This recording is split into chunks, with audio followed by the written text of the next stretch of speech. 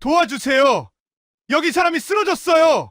공사장이 순식간에 아수라장이 됐습니다. 들것에 실려가는 노인, 창백한 얼굴, 피 묻은 작업복. 보호자 없으시면 수술 못합니다. 120만 원 선납이에요. 그 순간 강민준의 손이 가방 속 봉투를 향해 뻗었습니다. 어머니 항암 치료비 석 달치 일당이었어요. 그리고 다음 날 아침 민준은 핸드폰을 보다가 눈을 의심했습니다. 1, 10, 100, 1000만, 100만, 1000만, 20억. 대체 그에게 무슨 일이 일어난 걸까요? 사연 시작 전 구독과 좋아요 부탁드리고요. 댓글로 계신 곳을 남겨주시면 만복의 기운을 팍팍 보내드릴게요. 지금 바로 시작합니다. 새벽 5시였습니다. 서울 외곽인력사무소 앞에는 이미 사람들이 줄지어 서 있었어요. 가로등 불빛이 흐릿하게 사람들의 얼굴을 비추고 있었습니다. 찬바람이 뺨을 스쳤어요. 늦가을 냄새가 났습니다. 담배 연기와 자판기 커피 향이 뒤섞인 새벽이었어요. 그 줄 끝에 강민준이 서 있었습니다. 23살, 낡은 패딩 점퍼. 줄에 선 사람들 중 단연 가장 젊었어요. 손에는 자판기 커피 한 캔이 들려 있었습니다. 따뜻한 캔을 두 손으로 꼭 쥐어야 그나마 손끝이 녹았어요. 눈 밑에는 시커먼 다크서클이 자리 잡고 있었습니다. 어제도 밤늦게까지 잠을 이루지 못한 탓이었어요. 작업복 안주머니에는 흰 봉투 하나가 들어 있었습니다. 손으로 꾹 눌러보았어요. 두툼하고 묵직한 느낌이 났습니다. 꼬박 석 달이었어요. 새벽 5시에 나와 밤 9시에 돌아오기를 반복하며 한 푼, 두 푼 모은 돈이었습니다. 밥 한 끼도 편의점 삼각김밥으로 때우며 아끼고 또 아낀 120만 원이었어요. 다음 주 어머니의 항암 치료비였습니다. 이 봉투를 손에 쥐고 있을 때만큼은 그래도 숨을 쉴 수 있었어요. 건축학과 3학년. 민준이 휴학계를 낸 건 1년 반 전이었습니다. 어머니 암 진단을 받은 날 민준은 교수님 면담도 취소하고 병원으로 달려갔어요. 그날 이후 학교는 꿈처럼 멀어졌습니다. 지금 민준에게 캠퍼스는 기억 속의 풍경이었어요. 현장 배차를 담당하는 반장이 사무소 문을 열고 나왔습니다. 50대 중반쯤 되어 보이는 남자였어요. 손에는 명부가 들려 있었습니다. 이름을 하나씩 불렀어요. 강민준. 네, 있습니다. 손을 들었습니다. 반장이 위아래로 훑어보더니 고개를 끄덕였어요. 별다른 말은 없었습니다. 처음 이 일을 시작했을 때 나이 지긋한 인부들이 흘끔흘끔 쳐다봤습니다. 대학생이 여기 왜 나왔냐는 눈빛들이었어요. 몇몇은 대놓고 물어보기도 했지요. 하지만 민주는 늘 짧게 대답했습니다. 사정이 있다고. 이곳에서 일하는 사람 치고 사연 없는 사람이 어디 있겠어요. 승합차가 도착했습니다. 사람들이 하나둘 올라탔어요. 민준도 뒤따라 올라탔습니다. 덜컹거리는 차 안에서 창밖을 바라보았어요. 서울의 새벽 풍경이 흘러갔습니다. 아직 잠에서 덜 깬 도시였어요. 가로등만 외롭게 켜져 있었습니다. 머릿속에는 어머니의 얼굴이 떠올랐어요. 항암 치료를 받고 나오면 얼굴이 낯빛이 되던 어머니였습니다.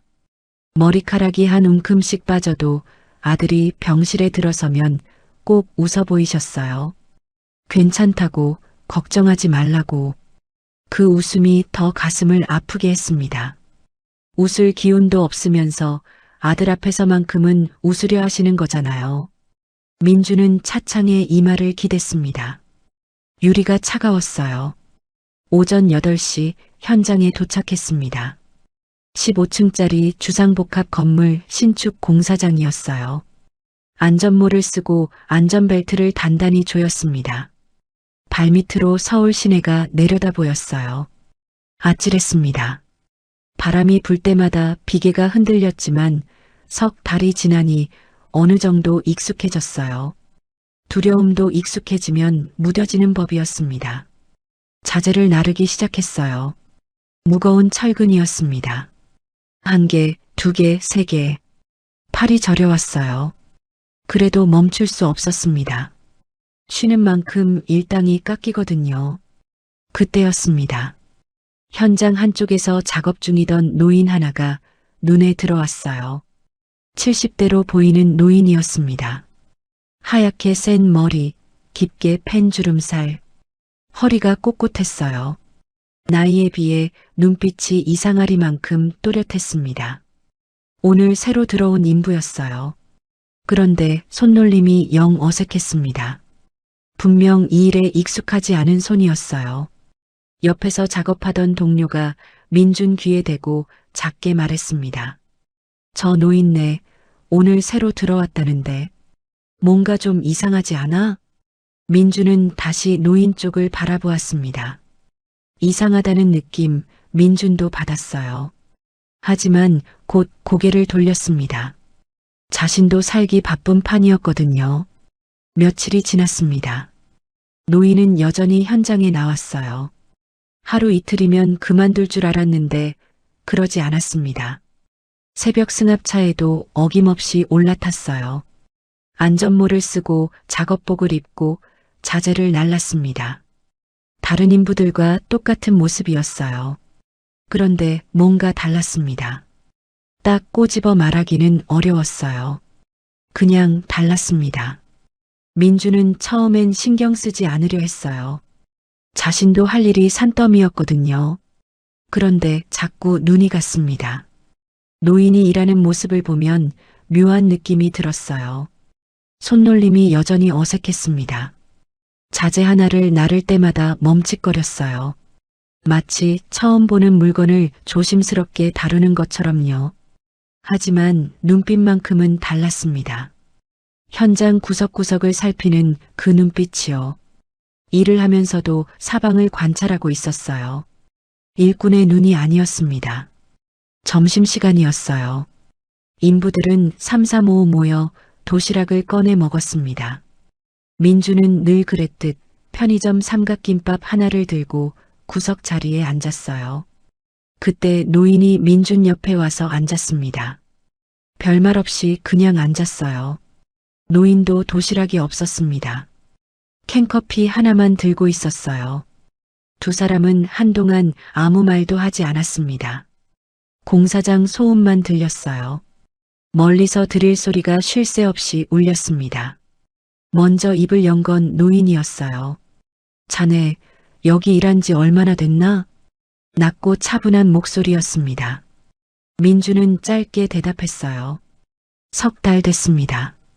그래, 많이 힘들지 않나? 다들 힘드시잖아요. 노인이 잠시 민준을 바라보았습니다. 무언가를 읽으려는 눈빛이었어요. 민준은 시선을 피했습니다. 그냥 밥이나 먹고 싶었어요. 삼각김밥 포장을 뜯었습니다. 노인은 더 묻지 않았습니다. 캔커피를 천천히 마셨어요. 두 사람은 다시 말없이 앉아 있었습니다. 그런데 민주는 자꾸 노인의 손이 신경 쓰였어요. 캔커피를 쥔 손이었습니다. 오랫동안 현장을 뛴 인부라면 손바닥이 가죽처럼 두꺼워지는 법인데 그 노인의 손은 달랐습니다. 거칠긴 했지만 노동자의 손이 아니었어요. 뭔가 다른 일을 오래 해온 사람의 손이었습니다. 이상한 분이네. 속으로만 중얼거렸어요. 오후 작업이 시작됐습니다. 민주는 4층 외벽 자재 정리를 맡았어요. 철근 묶음을 하나씩 옮기는 작업이었습니다. 단순하지만 체력이 바닥나는 일이었어요. 팔이 저리고 허리가 끊어질 것 같았습니다. 그래도 멈출 수 없었어요. 그때였습니다. 뒤에서 철컹하는 소리가 들렸어요. 돌아보니 노인이었습니다. 자재 더미 옆에서 균형을 잃고 비틀거리고 있었어요. 발이 미끄러진 거였습니다. 민준이 반사적으로 달려갔어요. 노인의 팔을 잡았습니다. 괜찮으세요? 노인은 잠시 숨을 고르더니 고개를 끄덕였습니다. 얼굴이 창백해져 있었어요. 고맙네. 짧은 한마디였습니다. 하지만 그 말에는 무게가 있었어요. 단순한 감사의 인사가 아닌 것 같았습니다. 민주는 노인이 안정되는 걸 확인하고 자리로 돌아왔어요. 왠지 모를 느낌이 가슴에 남았습니다. 저 노인, 도대체 왜 여기 있는 거지? 퇴근 시간이 다가왔습니다. 인부들이 하나둘 작업을 마무리했어요. 노인도 천천히 안전모를 벗었습니다. 그 순간 민준의 눈에 무언가 스쳐 지나갔어요. 노인이 작업복 주머니에서 핸드폰을 꺼내는 찰나였습니다. 화면에 알림이 떠 있었어요. 짧게 보였지만 분명히 느낌이 왔습니다. 이 현장 사람들이 받는 연락과는 다른 종류의 연락이라는 것이요. 노인은 아무 일도 없었다는 듯 핸드폰을 다시 주머니에 넣었습니다. 사고는 아무도 예상하지 못한 순간에 일어났습니다. 목요일 오후였어요. 하늘이 흐렸습니다. 오전부터 바람이 심상치 않더니 점심 이후로는 더 거세졌어요. 비계가 삐걱거렸습니다. 인부들이 서둘러 자재를 정리하기 시작했어요. 날씨가 나빠지면 작업을 일찍 마무리해야 했거든요. 민주는 3층 외벽에서 철근을 묶고 있었습니다. 바람이 불 때마다 몸이 흔들렸어요. 안전벨트를 한 번 더 확인했습니다. 손이 차가웠어요. 장갑 안으로 바람이 스며들었습니다. 그때였어요. 다급한 외침이 들렸습니다. 민준이 고개를 돌렸어요. 현장 아래쪽이었습니다. 사람들이 우르르 한 곳으로 모여들고 있었어요. 민준은 반사적으로 안전벨트를 풀고 계단을 내려갔습니다. 사람들 사이를 비집고 들어갔습니다. 노인이었어요. 며칠째 함께 일하던 그 노인이 바닥에 쓰러져 있었습니다. 얼굴이 창백했어요. 이마에는 땀이 송골송골 맺혀 있었습니다. 안전모가 옆으로 나뒹굴었어요. 의식은 있었지만 눈빛이 흐릿했습니다. 사람이요. 사람이 쓰러졌어요. 누군가 소리쳤습니다. 현장이 순식간에 아수라장이 됐어요. 반장이 달려왔습니다. 119에 전화를 걸었어요. 구급차가 오는데 15분 걸린다고 했습니다. 민주는 노인 곁에 무릎을 꿇었어요. 노인의 손을 잡았습니다. 얼음처럼 차가웠어요. 할아버지, 정신 차리세요. 금방 구급차 옵니다. 노인이 힘겹게 눈을 떴습니다. 민준을 바라보았어요. 무언가 말하려 했지만 소리가 나오지 않았습니다. 민준은 노인의 손을 더 꼭 쥐었어요. 구급차가 도착했습니다. 구급대원들이 들것을 펼쳤어요. 노인을 조심스럽게 옮겼습니다. 민준은 그 광경을 바라보았어요. 발걸음이 저도 모르게 따라갔습니다. 병원 응급실이었어요. 의료진이 노인을 빠르게 처치실로 옮겼습니다. 혈압이 불안정하다는 소리가 들렸어요. 즉각 검사가 필요하다고 했습니다. 그런데 간호사가 다가와 말했어요. 보호자분이세요? 지금 검사 진행하려면 수납이 먼저 돼야 해요. 검사비 포함해서 120만 원입니다. 민준의 다리에 힘이 빠졌습니다. 120만 원. 정확히 그 숫자였어요. 어머니 치료비인데. 가슴이 조여들었습니다. 손이 저절로 작업복 안주머니로 향했어요. 봉투가 만져졌습니다. 석 달치 일당이었어요. 새벽마다 몸을 일으키며 모은 돈이었습니다.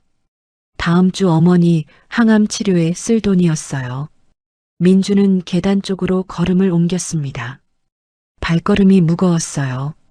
이성과 감정이 뒤엉켰습니다. 나와 아무 상관없는 사람이었어요. 이름도 몰랐습니다. 어디 사는지도 가족이 있는지도 몰랐어요. 그런데 그 순간 처치실 쪽에서 소리가 들렸습니다. 모니터 경보음이었어요. 삐삐삐 날카로운 소리였습니다. 의료진이 빠르게 움직이는 소리가 났어요. 민준의 발걸음이 멈췄습니다. 며칠 전 노인이 건넸던 말이 떠올랐어요. 점심시간 캔커피를 홀짝이며 했던 말이었습니다. 많이 힘들지 않냐고. 단 한마디였지만 그 목소리가 귓가에 맴돌았어요. 민주는 봉투를 꺼냈습니다. 봉투 안을 들여다봤어요. 꼬깃꼬깃 모은 지폐들이 빼곡했습니다. 한 장 한 장에 새벽이 담겨 있었어요. 추위가 담겨 있었습니다. 어머니의 웃음이 담겨 있었어요. 민주는 눈을 감았습니다. 깊게 숨을 들이쉬었어요. 그리고 수납 창구로 걸어갔습니다. 여기요. 제가 냅니다. 목소리가 약간 떨렸어요.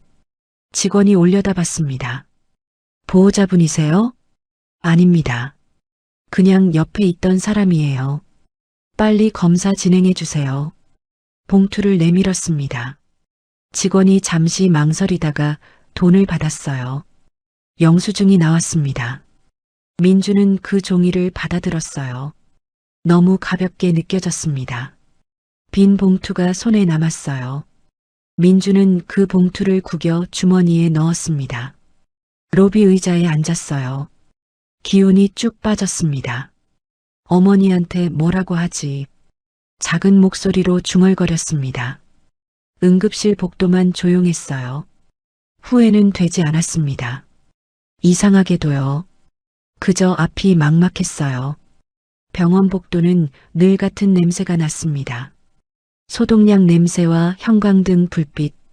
민주는 이 냄새에 이미 익숙해져 있었어요.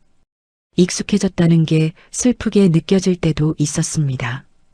어머니 병실은 4층이었어요. 엘리베이터 문에 민준의 얼굴이 비쳤습니다. 지쳐 보였어요. 눈밑이 더 어두워진 것 같았습니다. 주머니에 손을 넣었어요. 빈 봉투가 만져졌습니다. 병실 문을 열었습니다. 어머니가 침대에 앉아 계셨어요. 창가로 들어오는 저녁 햇살이 어머니의 옆 얼굴을 비추고 있었습니다. 수건으로 머리를 감싸고 계셨어요. 민준이 들어서자 환하게 웃으셨습니다. 왔어? 오늘 일찍 왔네. 네. 현장이 일찍 끝났어요. 어머니 옆 의자에 앉았어요. 평소처럼 자연스럽게 앉으려 했는데 몸이 말을 듣지 않았습니다. 밥은 먹었어? 먹었어요. 얼굴이 왜 그래? 어디 아파? 어머니의 눈이 민준의 얼굴을 천천히 훑었습니다. 오래 자식을 봐온 눈이었어요. 아무것도 숨길 수 없는 눈이었습니다. 피곤한 것뿐이에요. 민준이 웃어 보였습니다. 억지 웃음이었어요. 어머니는 한동안 민준을 바라보다가 창밖으로 시선을 돌리셨습니다. 민준아. 네. 너 많이 힘들지? 낮고 조용한 목소리였습니다. 민준은 아무 말도 할 수 없었어요. 목이 막혔습니다. 엄마한테는 솔직해도 돼. 입술을 꼭 다물었습니다. 눈시울이 뜨거워졌어요. 참으려 했습니다. 이 자리에서 무너지면 어머니가 더 걱정하실 거잖아요. 다음 주 치료비 잘 모아뒀어? 그 말이 가슴에 박혔습니다. 손이 저절로 주머니 속 빈 봉투를 더듬었어요. 네. 걱정 마세요. 또 거짓말이었습니다. 이번엔 목소리가 미세하게 떨렸어요. 어머니가 민준을 바라보셨습니다. 아무 말씀도 하지 않으셨어요. 그냥 천천히 고개를 끄덕이셨습니다. 모른 척 해주시는 거였어요. 엄마, 많이 아파요? 아프지. 근데 내 얼굴 보면 괜찮아져. 그 말에 고개를 떨궜습니다. 손등으로 눈가를 훔쳤어요.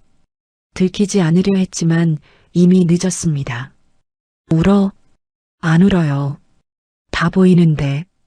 어머니가 마른 손을 내밀어 민준의 손을 잡으셨습니다. 차가웠어요. 항암 치료 이후로 손이 늘 차가우셨거든요. 그런데 그 손이 따뜻하게 느껴졌습니다. 조금만 더 버티자. 다 괜찮아질 거야. 어머니의 목소리가 낮게 떨렸어요. 아들을 안심시키려는 목소리였습니다. 그런데 민주는 그 말이 더 가슴 아팠어요. 아파서 누워 계신 분이 아들을 위로하고 있는 거잖아요. 병실을 나온 민주는 복도 끝에 섰습니다. 창문 너머로 서울 야경이 펼쳐졌어요. 불빛이 가득했습니다. 하지만 지금 민준의 눈에는 아무것도 들어오지 않았어요. 주머니에서 빈 봉투를 꺼냈습니다.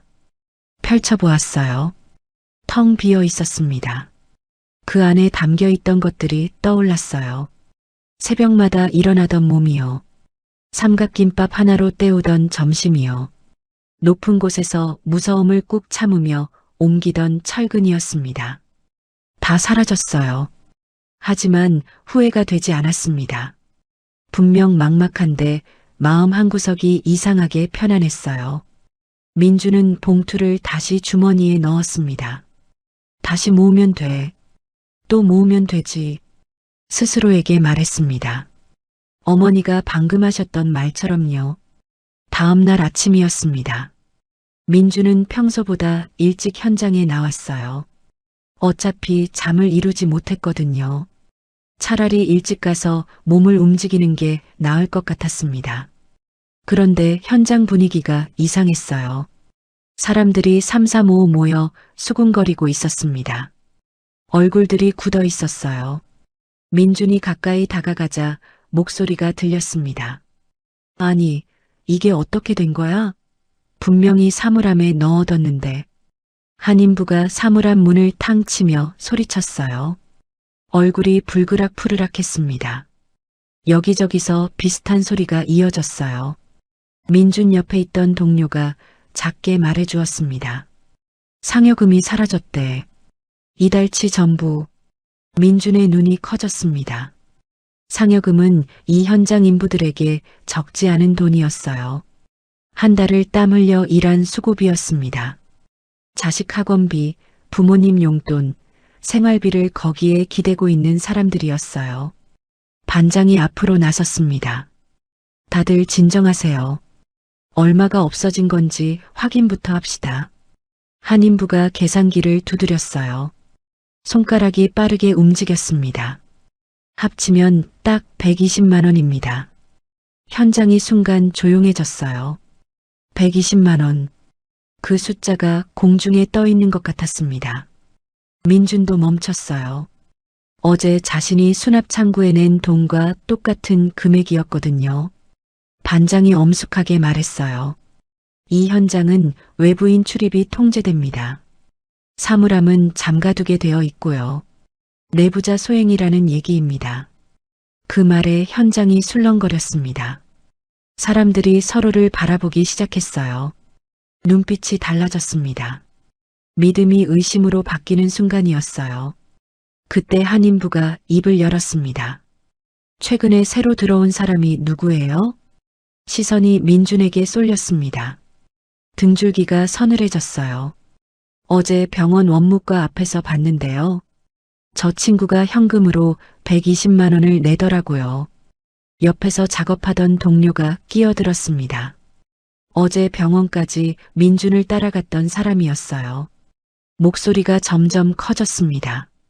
대학생이 휴학하고 여기서 일한 지 한 달 됐잖아요. 그런데 현금 120만 원을 어디서 구해요? 민준은 심장이 철렁 내려앉는 것을 느꼈습니다. 저 아닙니다. 그 돈은 제가 석 달 동안 모은 돈이었어요. 어머니 치료비로요. 민준이 말했습니다. 목소리가 떨렸어요. 증거 있어요? 날카로운 질문이었습니다. 민준은 말문이 막혔어요. 증거가 없었습니다. 건설 현장 일당은 통장으로 들어왔지만 치료비 봉투는 현금으로 모은 거였어요. 왜 말을 못해요? 저는 정말 아닙니다. 그럼 왜 떨어요? 인부들이 하나둘 목소리를 높였습니다. 민준을 에워싸는 것 같았어요. 숨이 막혔습니다. 해명하고 싶었지만 어디서부터 어떻게 말해야 할지 몰랐어요. 선의로 한 행동이 이런 결과로 돌아올 줄은 몰랐거든요. 반장이 무거운 목소리로 말했습니다. 강민준 씨, 경찰 부르기 전에 솔직히 얘기해 봅시다. 지금이라도 말하는 게 나아요. 사실상 범인 취급이었습니다. 민주는 고개를 들었어요. 사방에서 차가운 시선이 쏟아졌습니다. 어제까지 같이 밥을 먹던 사람들이었어요. 함께 땀을 흘리던 사람들이었습니다. 저 정말 아닙니다. 응급실에서 쓰러지신 할아버지를 도와드린 거예요. 제 돈으로요. 민준의 목소리에 절박함이 묻어났습니다. 눈시울이 붉어졌어요. 하지만 아무도 고개를 끄덕이지 않았습니다. 민주는 아무 말도 할 수 없었어요. 고개를 숙였습니다. 가슴속에서 무언가 뜨거운 게 치밀어 올랐지만 꾹 눌렀어요. 퇴근 시간이 됐습니다. 인부들이 하나둘 현장을 떠났어요.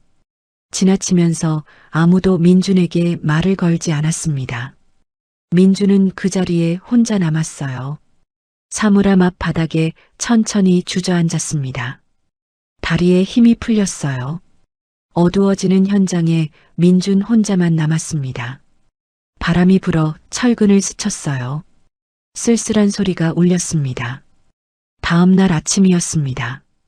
민준은 평소보다 더 일찍 현장에 나왔어요. 어차피 잠을 이루지 못했거든요. 소장님께 다시 한번 해명드리는 게 나을 것 같았습니다. 그런데 현장 분위기가 또 이상했어요. 인부들이 한 곳에 모여 스마트폰을 들여다보고 있었습니다. 어제와는 다른 웅성거림이었어요. 이거 봐봐. 이게 진짜야? 한 인부가 놀란 목소리로 말했습니다. 주변 사람들이 우르르 몰려들었어요. 민주는 멀찍이 서 그 광경을 지켜보았습니다. 저 노인이 회장이었다고? 한 인부가 입을 벌린 채 중얼거렸습니다. 다른 사람들도 충격에 빠진 얼굴이었어요. 한세건설이라면 국내 손꼽히는 대형 건설사였습니다. 그 명예회장이 인부 행색으로 현장에 잠입해 있었다니요. 사람들의 시선이 천천히 민준 쪽으로 돌아왔습니다. 어제까지 도둑 취급을 하던 그 눈빛들이었어요. 지금은 달랐습니다. 당혹감과 부끄러움이 뒤섞인 얼굴들이었어요. 바로 그때였습니다. 현장 입구 쪽에서 자동차 소리가 들려왔어요. 한 대가 아니었습니다. 여러 대였어요. 사람들이 일제히 입구 쪽을 바라보았습니다. 검은색 세단들이 줄지어 들어오기 시작했어요. 한 대, 두 대, 세 대, 10대가 넘었습니다. 모두 같은 색깔의 고급 차량들이었어요. 이런 광경은 이 현장에서 본 적이 없었습니다. 차들이 일렬로 멈췄습니다. 앞차에서 먼저 경호원들이 내렸어요. 검은 정장에 이어폰을 낀 사람들이었습니다. 재빠르게 주변을 살피더니 현장을 정리하기 시작했어요. 관계자분들 잠시 이쪽으로 비켜 서주시기 바랍니다. 인부들이 긴장한 표정으로 한쪽으로 물러섰습니다. 숨소리조차 조심스러웠어요. 가운데 차 문이 열렸습니다. 검은 구두가 먼저 보였어요. 이어서 지팡이를 짚은 노인이 천천히 내렸습니다. 하얗게 센 머리, 꼿꼿한 허리. 바로 한세준 명예회장이었습니다. 이마에는 치료한 흔적이 남아 있었어요. 하지만 눈빛만큼은 또렷했습니다. 위험이 느껴졌어요. 모든 인부가 저절로 자리에서 일어났습니다. 누가 시키지 않았는데도요. 회장은 천천히 현장 안으로 걸어 들어왔습니다. 지팡이 소리가 고요한 현장에 울렸어요. 똑똑똑. 그 소리가 묘하게 긴장감을 높였습니다. 회장이 인부들을 천천히 둘러보더니 낮고 무게 있는 목소리로 물었어요. 강민준 씨 계십니까? 현장이 쥐 죽은 듯 조용해졌습니다. 민준의 가슴이 쿵 내려앉았어요. 다리가 후들거렸습니다. 네, 제가 강민준입니다. 떨리는 목소리였습니다. 회장이 민준 앞에 멈춰 섰습니다. 두 사람의 눈이 마주쳤어요. 그리고 회장이 천천히 허리를 숙였습니다. 내 목숨을 살려주셔서 진심으로 감사합니다. 현장이 완전히 굳어버렸습니다. 국내 최대 건설사 명예회장이 23살 대학생 앞에 고개를 숙이고 있었어요. 아무도 말하지 않았습니다. 숨소리만 들렸어요. 어제 민준을 가장 강하게 몰아붙이던 인부의 얼굴이 붉어졌습니다. 고개를 떨궜어요. 다른 사람들도 마찬가지였습니다. 아닙니다. 회장님, 고개를 드세요. 민준이 황급히 말했습니다. 회장은 천천히 고개를 들었습니다. 그리고 비서에게 눈짓했어요. 바로 그 순간 민준의 핸드폰에서 알림음이 울렸습니다. 은행 알림 문자였습니다. 민준은 눈을 의심했어요. 1, 10, 100, 1000만, 100만, 1000만, 억, 20억. 화면을 몇 번이나 다시 확인했습니다. 숫자는 달라지지 않았어요. 제 마음입니다. 거절하지 마십시오. 회장의 목소리가 들렸습니다. 조용하지만 단호했어요. 민준의 눈에 눈물이 고였습니다. 지난 이틀간의 억울함이 한꺼번에 밀려왔어요. 어머니 치료비 걱정, 텅 빈 봉투, 동료들의 차가운 눈빛. 그 모든 것이 가슴속에서 뒤엉켰습니다. 감사합니다. 정말 감사합니다. 겨우 그 말만 할 수 있었습니다. 회장은 현장을 떠나기 전 인부들을 향해 고개를 숙였어요. 좋은 청년과 함께 일하고 계십니다. 부디 잘 부탁드립니다. 검은 세단들이 다시 줄지어 현장을 빠져나갔습니다. 마치 꿈 같은 시간이었어요. 같은 날 오후였습니다. 여의도 한세건설 본사 34층 한태윤 부회장실이었어요. 통유리 너머로 서울 시내가 한눈에 내려다 보였습니다. 한태윤은 창가에 서서 스마트폰을 들여다보고 있었어요. 50대 초반이었습니다. 반듯하게 정돈된 머리, 맞춤 정장. 보는 것만으로도 권위가 느껴지는 사람이었어요. 화면에는 뉴스 기사가 펼쳐져 있었습니다. 아버지 한세준 명예회장의 기사였어요. 청년의 도움으로 목숨을 건진 이야기였습니다. 강민준이라는 이름과 함께였어요. 한태윤의 표정은 움직이지 않았습니다. 하지만 손에 쥔 스마트폰이 하얗게 질릴 만큼 꽉 쥐어져 있었어요. 비서가 조용히 들어왔습니다. 부회장님, 오늘 이사회 자료 검토하실 시간입니다. 잠깐. 한태윤이 짧게 말을 끊었습니다. 강민준, 이 사람 신상 조사해. 네. 들은 대로야. 빠르게. 비서는 더 묻지 않았습니다. 고개를 숙이고 나갔어요. 한태윤은 다시 창밖을 바라보았습니다. 머릿속으로는 다른 것들을 계산하고 있었어요. 아버지는 3년 전 명예회장으로 물러나셨습니다. 표면상으로는 그랬어요. 하지만 아버지의 영향력은 여전했습니다. 이사회에서 아버지의 한마디면 판이 뒤집혔어요. 한태윤이 공들인 결정도 아버지 말 한마디에 번복된 적이 한두 번이 아니었습니다. 그런데 이번 일이었습니다. 아버지가 현장을 직접 체험하겠다며 혼자 잠적하셨어요. 한태윤에게는 아무 말도 하지 않으셨습니다. 그 자체가 불신이었어요. 내 아들을 믿지 못한다는 신호였습니다. 그리고 지금 이 청년이었어요. 강민준. 하필이면 속으로 중얼거렸습니다. 아버지가 감사해하고 있었어요. 20억을 보냈다는 보고도 이미 받았습니다. 그것만이 아니었어요. 장학 지원 검토라는 말도 있었습니다. 아버지가 그 청년을 가까이 두려 한다는 뜻이었어요. 다음 날 오전 비서가 파일 하나를 들고 들어왔습니다. 강민준의 신상 자료였어요. 한태윤은 의자에 앉아 천천히 읽어 내려갔습니다. 23살, 건축학과 휴학생, 취업 준비 중 어머니 암 진단으로 휴학, 건설 현장 일용직 노동자, 아픈 어머니 병원비 마련 중. 그런데 한 줄에서 손이 멈췄어요. 부친 강태성, 전 한솔자재 대표. 한태윤의 눈이 가늘어졌습니다. 한솔자재. 어디선가 들어본 이름이었어요. 컴퓨터를 켜고 회사 데이터베이스를 검색했습니다. 몇 분 후 화면에 자료가 떴어요. 한태윤의 얼굴이 굳어졌습니다. 한솔자재는 몇 년 전 한세건설 계열사의 하청업체였습니다. 계열사가 일방적으로 단가를 낮추라고 요구했고 한솔자재는 거부했어요. 결국 계약이 해지됐고 부도가 났습니다. 이게 우연일까? 한태윤은 책상을 손가락으로 천천히 두드렸습니다. 며칠 뒤였어요. 한태윤은 강남의 한 호텔 로비 카페에 앉아 있었습니다. 선글라스를 쓰고 모자까지 눌렀었어요.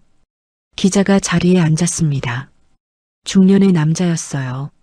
한태윤이 낮은 목소리로 말하기 시작했습니다. 그 청년 말이에요, 강민준. 동생 병원비도 없어서 현장에서 일용직하는 사람이 모르는 노인한테 120만 원을 쓴다. 이게 말이 된다고 생각해요? 기자의 눈빛이 변했습니다. 아버지 회사가 과거 한세건설 하청업체였습니다. 이게 우연일까요? 계획일까요? 기자님이 생각해 보세요. 한태윤은 커피잔을 내려놓고 자리에서 일어났어요. 더 이상 말하지 않았습니다. 카페를 나서며 혼자 중얼거렸어요. 순수한 척하면 얼마나 가나 봅시다. 다음 날 아침이었습니다. 민주는 현장으로 출근하는 버스 안에 앉아 있었어요. 그때 핸드폰이 울리기 시작했습니다. 한 통, 두 통, 세 통, 멈추지 않았어요. 대학 동기들에게서 온 문자였습니다. 야, 이거 너야? 무슨 일이야? 기사 봤어? 괜찮아? 민준아, 연락해. 영문을 몰라 포털 사이트를 켰습니다. 실시간 검색어 상위에 낯선 문구가 보였어요. 계산된 선행, 가난한 대학생의 진짜 속셈. 기사를 클릭했습니다. 제목이 자극적이었어요. 신분 상승을 노린 접근인가? 순수한 선의인가? 치밀한 계획인가? 기사는 빠르게 퍼져나가고 있었습니다. 내용은 이랬어요. 동생 병원비도 없어 현장에서 일하는 대학생 휴학생이 모르는 노인에게 120만 원을 썼다는 게 말이 되느냐. 아버지 회사가 과거 한세건설 하청업체였던 것은 우연인가. 기사에 민준의 이름이 직접 나오지는 않았어요. 하지만 조각들을 맞추는 데는 5분도 걸리지 않았습니다. 댓글창을 내렸어요. 악플이 가득했습니다. 읽다가 민주는 핸드폰을 꺼버렸어요. 버스에서 내렸습니다. 현장 입구였어요. 취재진이 몰려 있었습니다. 강민준 씨, 의도적이었습니까? 아버지 회사가 한세건설 하청업체였다는데 사실입니까? 20억 받은 기분이 어떻습니까? 질문이 쏟아졌습니다. 민주는 손으로 얼굴을 가리며 현장 안으로 들어갔어요. 숨이 막혔습니다. 현장 안 분위기도 달라져 있었어요. 어제 고개를 숙이던 인부들의 눈빛이 다시 차가워져 있었습니다. 20억이나 받고도 여기 또 나와? 쉬하는 거야? 한 인부가 비아냥거렸습니다. 다른 사람들도 수군거렸어요. 반장이 민준을 사무실로 불렀습니다. 난처한 표정이었어요. 민준 씨, 미안한데 당분간 쉬는 게 좋을 것 같아. 취재진들이 계속 오고 현장 분위기도 이러니까. 사실상 퇴출이었습니다. 민주는 고개를 끄덕였어요. 다른 말을 할 기운이 없었습니다. 사물함을 정리했어요. 작업복을 개고 개인 물품들을 챙겼습니다. 동료들은 아무도 말을 걸지 않았어요. 민주는 가방을 들고 현장을 나섰습니다. 뒤돌아보지 않았어요. 비가 내리기 시작했습니다. 굵은 빗방울이었어요. 우산이 없었습니다. 그냥 걸었어요. 빗물이 어깨를 적셨습니다. 신경 쓰이지 않았어요. 근처 공원으로 걸어갔습니다. 벤치에 앉았어요. 빗물이 머리를 타고 흘러내렸습니다. 고개를 숙이고 그냥 앉아 있었어요. 그때 핸드폰이 울렸습니다. 박지수였어요. 대학 선배이자 경제 전문 기자로 일하는 사람이었습니다. 민준아, 나야. 기사 봤어. 선배의 목소리는 차분했어요. 선배, 저는 정말 아무 계산도 없었어요. 그냥 사람이 죽어가고 있었거든요. 목소리가 갈라졌습니다. 알아. 너 그런 애 아니잖아. 내가 직접 알아볼게. 이 기사 뭔가 이상해. 선배, 걱정하지 마. 내가 내 편이야. 통화가 끝났습니다. 민주는 한참을 핸드폰을 쥐고 있었어요. 빗소리만 들렸습니다. 세상이 온통 회색빛이었어요. 그저 사람을 살리고 싶었을 뿐인데 선의가 비난으로 돌아오는 잔혹함이었습니다. 한참을 앉아 있다가 민주는 천천히 몸을 일으켰어요. 젖은 옷이 무겁게 달라붙었습니다. 그날 밤 원룸으로 돌아온 민주는 불도 켜지 않고 바닥에 주저앉았습니다. 어둠 속에서 기자가 던진 질문이 머릿속을 맴돌았어요. 아버지 회사가 한세건설 하청업체였다는데 민주는 아버지 회사에 대해 잘 알지 못했습니다. 어릴 때 돌아가셨고 어머니도 그 얘기를 잘하지 않으셨거든요. 혹시 어머니는 알고 계실까? 눈을 감았습니다. 내일 병원에 가야겠다고 생각했어요. 다음 날 아침이었습니다. 민주는 병원으로 향했어요. 발걸음이 무거웠습니다. 병실 문을 열었어요. 어머니는 창가에 앉아 바깥을 바라보고 계셨습니다. 민준이 들어서자 고개를 돌리셨어요. 아들의 얼굴을 보더니 표정이 굳었습니다. 어젯밤에 잠 못 잤지? 조금 잤어요.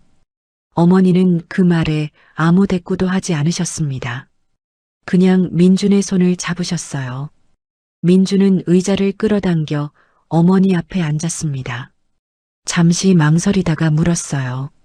엄마, 아버지 회사 이름이 뭐였어요? 어머니의 손에 잠시 힘이 들어갔습니다. 아주 짧은 순간이었어요. 하지만 민주는 느꼈습니다. 한솔자재. 왜? 한세건설 하청업체였어요? 침묵이 흘렀습니다. 병실이 조용했어요. 빗소리만 들렸습니다. 어머니는 창밖을 바라보셨어요. 한참을 그러고 계셨습니다. 엄마, 알고 있구나. 낮은 목소리였습니다. 어머니가 천천히 민준을 바라보셨어요. 오래 무거운 무게가 담긴 눈빛이었습니다. 기사에 나왔어요. 아버지 회사가 한세건설 하청이었다고. 어머니는 깊은 한숨을 내쉬셨습니다. 말하지 않으려 했어. 내가 알아봤자 달라지는 것도 없고 괜히 마음만 다칠까봐. 말해주세요. 제대로요. 어머니는 천천히 입을 여셨어요. 내 아버지가 한솔자재를 차린 게 내가 초등학교 들어가기 전이었어. 처음엔 잘 됐지. 한세건설 하청을 맡으면서 직원도 늘리고 공장도 넓혔어. 그때가 제일 행복했던 것 같아. 어머니의 목소리가 잠시 흔들렸습니다. 그런데 어느 날 한세건설에서 통보가 왔어. 단가를 42% 낮추라고. 그 단가로는 인건비도 안 나왔어. 내 아버지가 찾아가서 사정도 해보고 재협상도 요청해봤는데 소용없었지. 거부하면 계약 해지라고 했어. 민주는 숨을 죽이고 들었습니다. 결국 계약이 해지됐어. 거래처가 한순간에 없어지니까 회사가 버틸 수가 없었지. 아버지는 직원들 월급이라도 챙겨주려고 사방팔방 뛰어다니셨어. 은행에도 가고 다른 거래처도 두드려보고. 그러다가 어머니가 말을 멈추셨습니다. 과로로 쓰러지셨어. 병원에 실려갔을 때는 이미 늦었고 민준의 가슴이 무너지는 것 같았습니다. 손이 절로 주먹 쥐어졌어요. 손톱이 손바닥을 파고들었습니다. 엄마는 언제부터 알았어요? 처음부터. 그럼 왜 말을 안 했어요? 어머니가 눈을 드셨습니다. 민준을 바라보셨어요. 내가 뭘 어떻게 하길 바라서? 복수라도 하길 바랐겠어? 그러면 내 아버지가 좋아하셨겠어? 민준은 아무 말도 할 수 없었습니다. 눈시울이 달아올랐어요. 아버지는 끝까지 남 탓을 하지 않으셨어. 직원들한테도 나한테도 그냥 자기 몫이라고 하셨지. 그래서 나도 말하지 않은 거야. 어머니의 눈에서 눈물이 흘러내렸습니다. 소리 없는 눈물이었어요. 민주는 어머니의 손을 두 손으로 꽉 잡았습니다. 말이 나오지 않았어요. 민준아. 네. 아버지 창고 아직 있어. 인천 쪽에. 거기 서류들이 아직 남아있을 거야. 내가 참아버리지 못했어. 민주는 고개를 들었습니다. 어머니와 눈이 마주쳤어요. 찾아보고 싶으면 찾아봐. 하지만 민준아. 어머니가 민준의 손을 더 꼭 쥐셨습니다. 어떤 선택을 하든 내 아버지가 부끄럽지 않은 선택을 해야 해. 민준은 고개를 끄덕였습니다. 목이 메었어요. 병실을 나온 민준은 복도에 서서 눈을 감았습니다. 아버지의 얼굴이 떠올랐어요. 흐릿한 기억 속 얼굴이었습니다. 웃고 있는 얼굴이었어요. 인천 외곽이었습니다. 오래된 공단 지역이었어요. 건물들은 세월의 낡아 페인트가 군데군데 벗겨져 있었습니다. 골목 끝에 창고가 보였어요. 한솔자재라고 쓰인 간판이 땅에 떨어져 있었습니다. 녹이 슬어 글자가 반쯤 지워져 있었어요. 창고 문에는 녹슨 자물쇠가 걸려 있었습니다. 힘을 주자 자물쇠가 툭 떨어졌어요. 문을 밀었습니다. 삐걱거리는 소리와 함께 문이 열렸어요. 먼지가 풀풀 날렸습니다. 창고 안은 어두웠어요. 창문 틈으로 들어오는 빛이 유일했습니다. 한쪽에 서류 더미가 쌓여 있었어요. 아버지가 여기서 일하셨구나. 창고 안을 천천히 둘러보았습니다. 낡은 책상 하나, 녹슨 철제 선반, 바닥에 굴러다니는 볼트 몇 개.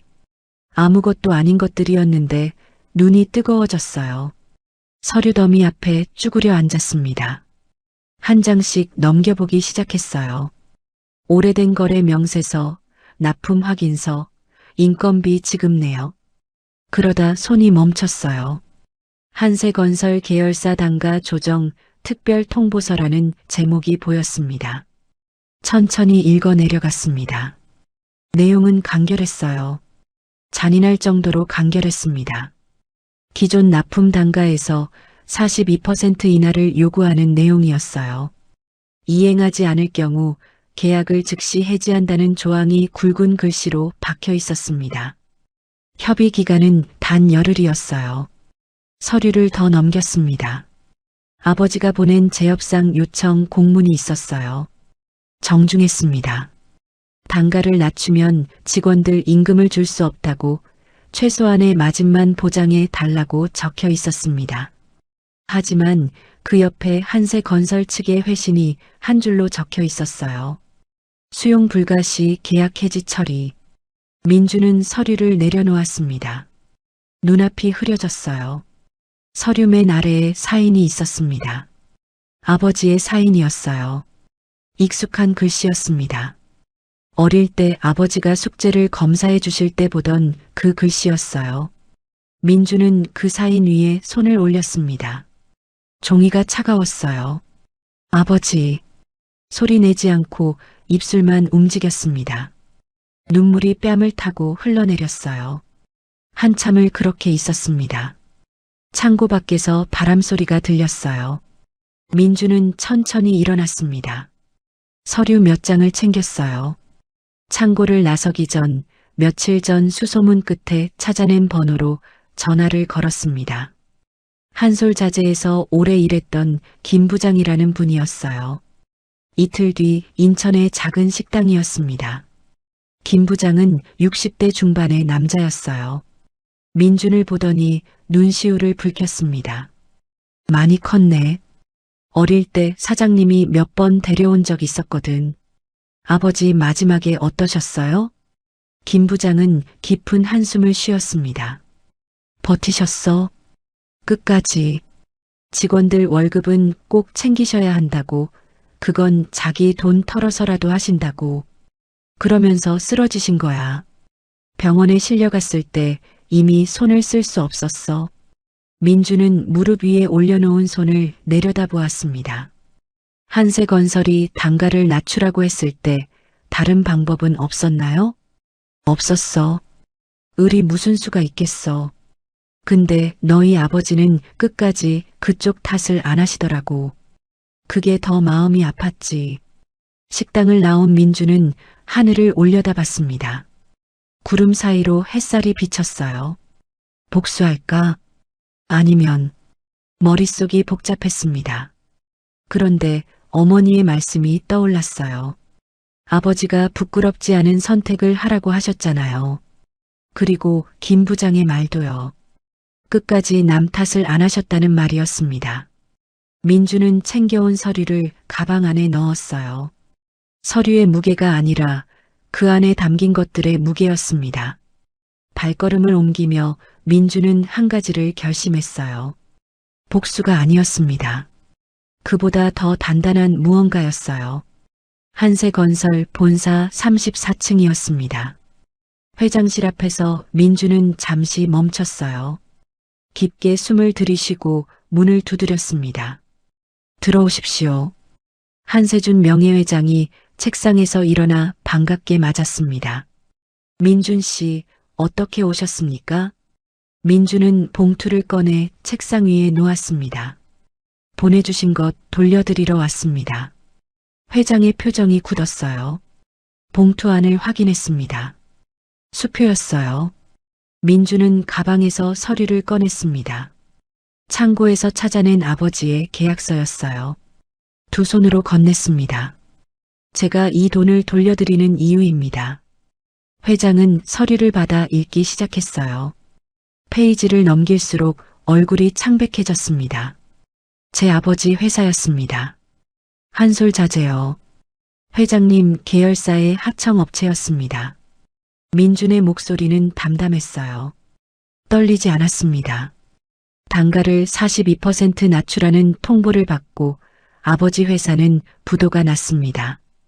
아버지는 직원들 월급을 챙기시려고 끝까지 뛰어다니시다 과로로 쓰러지셨어요. 어머니도 그 충격으로 병이 악화되셨고요. 회장은 오랫동안 아무 말도 하지 못했습니다. 저는 이런 일이 있었는지 몰랐습니다. 회장님께서 다 알고 계셨으리라 생각하지 않습니다.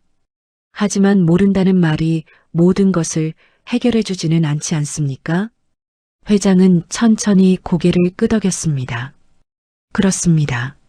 몰랐다는 게 변명이 될 수는 없어요.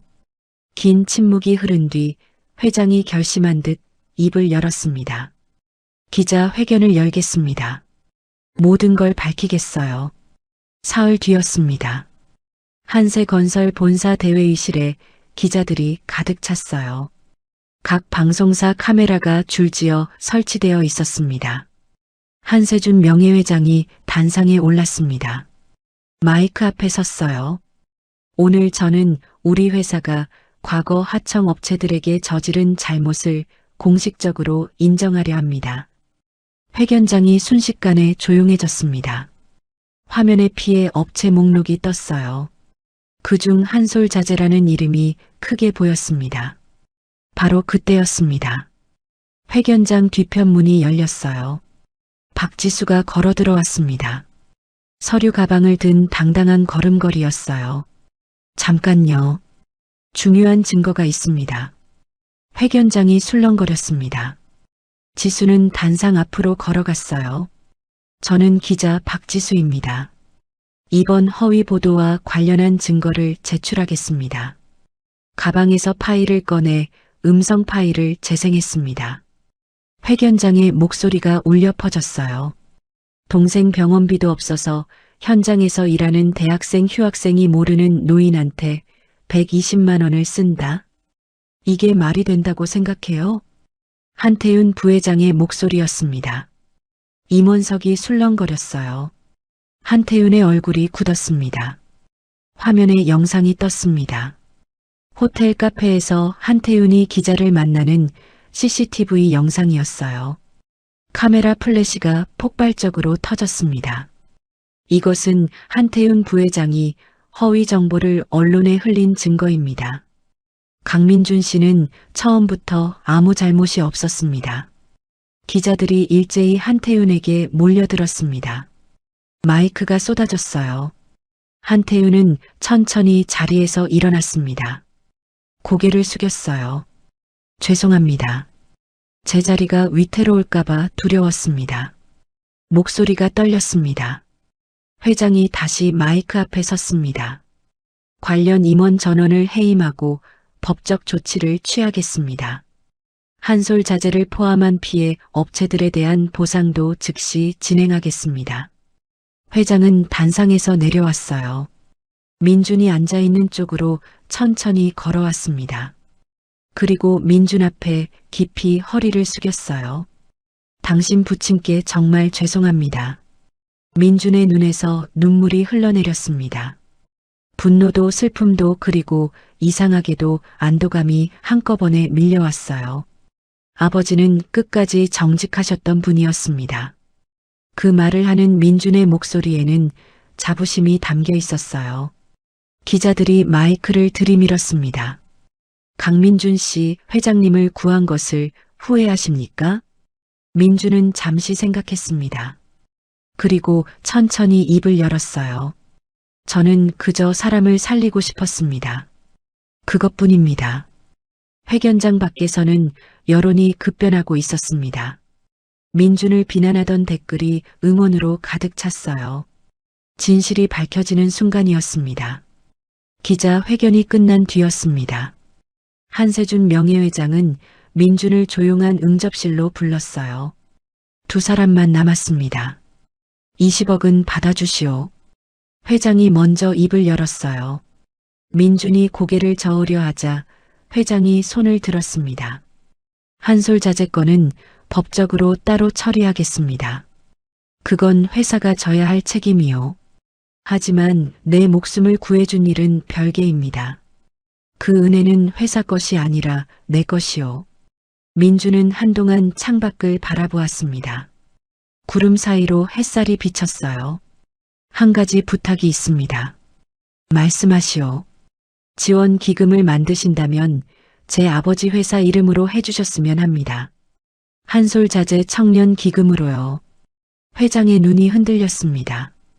한참을 민준을 바라보더니 천천히 고개를 끄덕였어요. 그렇게 하겠습니다. 그날 오후 민준은 병원으로 향했습니다. 어머니 병실 문을 열었어요. 민준이 들어서자 어머니가 눈빛으로 물으셨습니다. 아들의 얼굴을 읽으셨어요. 다 끝났어? 네. 민준은 어머니 옆에 앉았습니다. 오늘 있었던 일을 천천히 말씀드렸어요. 기자 회견, 한태윤 부회장의 사과, 회장의 결정, 그리고 마지막으로 한솔자재 청년 기금 이야기를요. 어머니는 아무 말씀도 하지 않으셨습니다. 그냥 민준의 손을 잡으셨어요. 그 손이 조금씩 떨렸습니다. 엄마, 수술 날짜 잡아요. 이제 돈 걱정 없어요. 엄마 먼저 나와야지. 어머니의 눈에서 눈물이 흘렀습니다. 민준도 눈시울이 뜨거워졌어요. 둘은 한동안 말없이 손을 잡고 있었습니다. 창밖으로 저녁 햇살이 부드럽게 들어왔어요. 며칠이 지났습니다. 민준은 옛 건설 현장을 찾았어요. 인사를 하고 싶었습니다. 인부들이 반갑게 맞아주었어요. 반장이 먼저 다가왔습니다. 민준 씨, 정말 미안했어. 우리가 너무 성급했어. 괜찮습니다. 상황이 그랬으니까요. 민준은 웃으며 손을 내밀었습니다. 반장이 두 손으로 꼭 잡았어요. 서로의 손에 힘이 들어갔습니다. 돌아오는 길에 민준은 공원 옆길을 걸었습니다. 은행나무들이 늘어서 있었어요. 노란 잎들이 바람에 흔들렸습니다. 걸음을 멈추고 하늘을 올려다봤어요. 구름 한 점 없는 하늘이었습니다. 120만 원. 그 작은 선택이 여기까지 데려왔구나. 가슴이 먹먹했어요. 그리고 동시에 이상하게 가벼웠습니다. 오랫동안 어깨를 짓누르던 무게가 조금씩 내려가는 것 같았어요. 민주는 다시 걷기 시작했습니다. 발걸음이 가벼워졌어요. 복학 신청서가 가방 안에 들어 있었습니다. 오랫동안 꿈꿔온 일이었어요. 이제 다시 시작이었습니다. 다음 날 아침이었습니다. 민주는 캠퍼스에 섰어요. 오래간만에 보는 풍경이었습니다. 학생들이 오가며 웃고 떠들었어요. 은행나무 사이로 햇살이 쏟아졌습니다. 민주는 깊게 숨을 들이쉬었어요. 드디어 다시 시작이다. 발걸음을 내디뎠습니다. 긴 이야기를 끝까지 함께 해주셔서 진심으로 감사드립니다. 새벽마다 홀로 몸을 일으키며 밥 한 끼도 아껴가며 버텨온 23살 청년이었어요. 선의 하나로 모든 걸 잃을 뻔했지만 결국 그 선의가 세상을 조금씩 움직였습니다. 그리고 아버지의 이름도 다시 세상에 빛나게 됐어요. 여러분도 혹시 지금 억울한 일을 겪고 계신가요? 아무도 알아주지 않는다고 느끼실 때가 있으신가요? 민준이처럼 옳은 일을 했다면 결국 진실은 밝혀진다고 저는 믿습니다. 그 믿음이 오늘 하루를 버티는 힘이 되셨으면 합니다. 오늘도 에버스토리와 함께 해주셔서 감사합니다. 구독과 좋아요는 더 좋은 이야기를 만드는 큰 힘이 됩니다. 다음 이야기에서 또 뵙겠습니다. 감사합니다.